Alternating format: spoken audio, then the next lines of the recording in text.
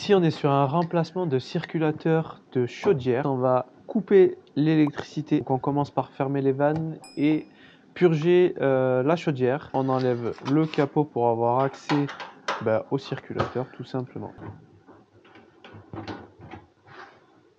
Donc là, on enlève la fiche du circulateur. Sur ce modèle de chaudière, il y en a deux.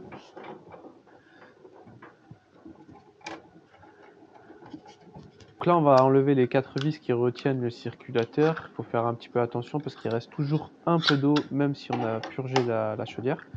Donc on ouvre tout doucement, on purge le restant d'eau tout doucement.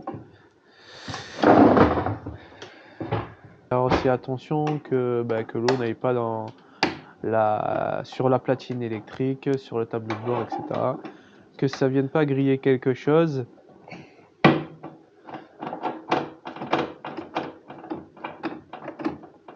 Donc là, sur cette chaudière, elle a eu plusieurs problèmes. J'ai déjà remplacé la carte électronique. En fait, elle a pris un coup de jus quand il y a eu l'orage. Et du coup, il y a tout qui a cramé. La plaque électronique, enfin la platine principale électronique, l'afficheur aussi qui a cramé. Et le circulateur qui a pris aussi un coup.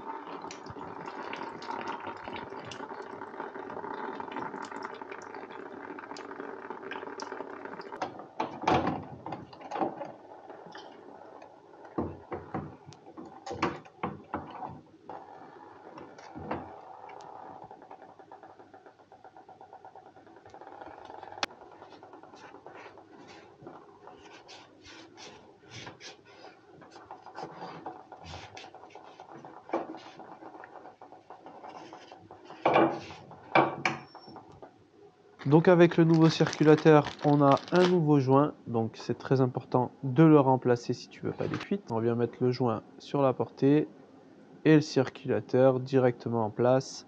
Rien de bien compliqué. On prend les vis fournies dans le sachet.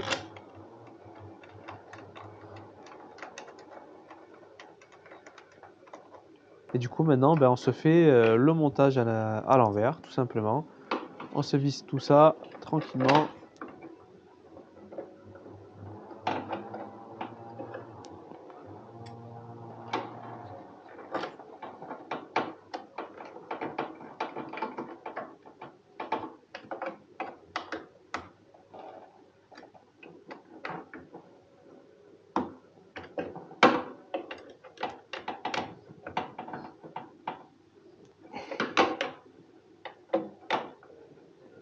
Là j'y mets un petit coup de chiffon pour enlever le restant d'eau qui a coulé. Et puis je rebranche le circulateur. On remet tout en place. Le tableau, on remet toutes les fiches qu'on a enlevées au départ, on va les remettre à sa place.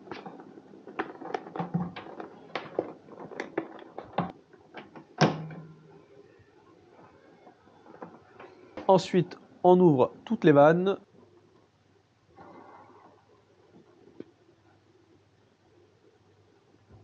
On met un petit coup de remplissage. Et on allume la chaudière.